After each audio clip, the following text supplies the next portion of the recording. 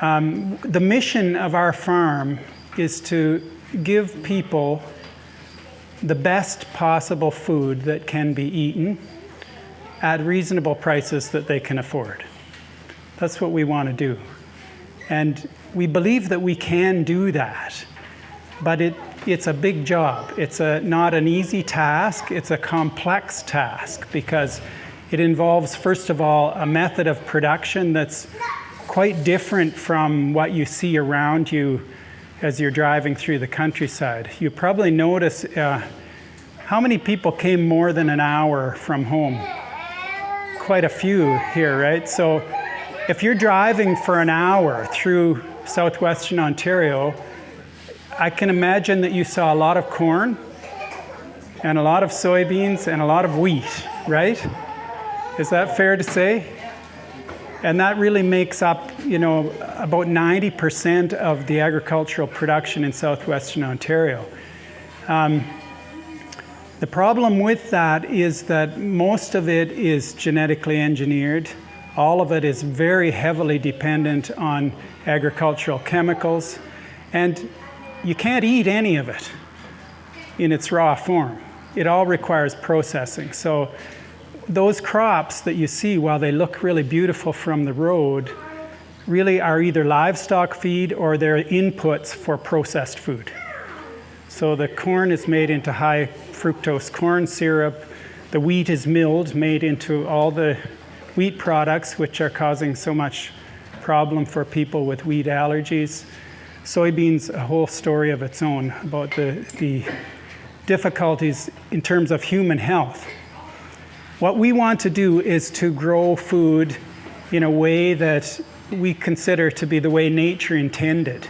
So I just want to tell you about the concept of organic farming, which we'll elaborate on a little bit more on the tour. But the idea is that health leads to health. So if you start out with good, healthy soil and you look after it, and then you have healthy plants and you have healthy animals, that you'll end up with healthy people. So that's really the basic concept, that everything is connected. Now, that might seem just like common sense, but the way that industrial agriculture is practiced implies that it doesn't really matter how you produce the product. So if you go out in one of those cornfields with that Roundup Ready corn, which is genetically engineered for herbicide tolerance, everything is dead in the field except the corn. So that means there's no other kinds of plants growing in there, so there's no other kinds of materials to feed the soil ecology. So it's a very sterile type of environment. When we stop at our first stop where the pigs are, you can take a look in our cornfield and you'll see that there are weeds in the corn. That tends to happen, any of you who know that you've grown things. We try to control the weeds, but we don't try to eradicate them. So in an organic field, there's a diversity of things being grown, and those things all play a part in creating a really resilient soil ecology that creates healthy growth, healthy plants. The animals that eat those plants are healthy, and we're healthy. Does that sound reasonable? Is that a reasonable kind of belief? I think it is. So that's really what we're trying to do here. The other part of what we do is the idea of connecting directly with the families that we feed.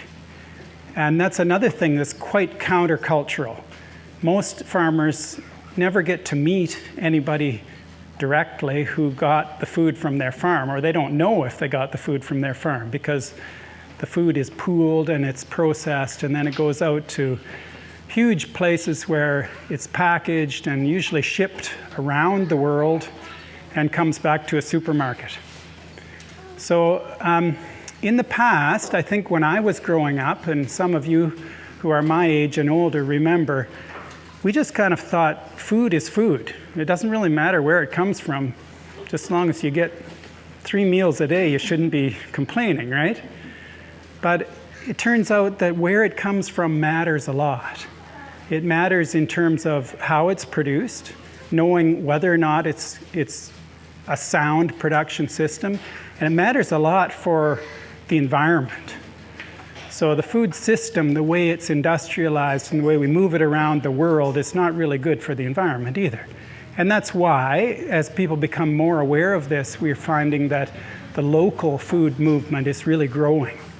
People would like to know where their food comes from, how it's grown, and they'd like it not to be coming from California or China, right?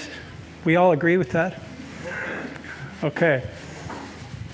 Now, in order for us to be able to make this work, what we realize is that we have to create a bond of trust with the families who we're feeding.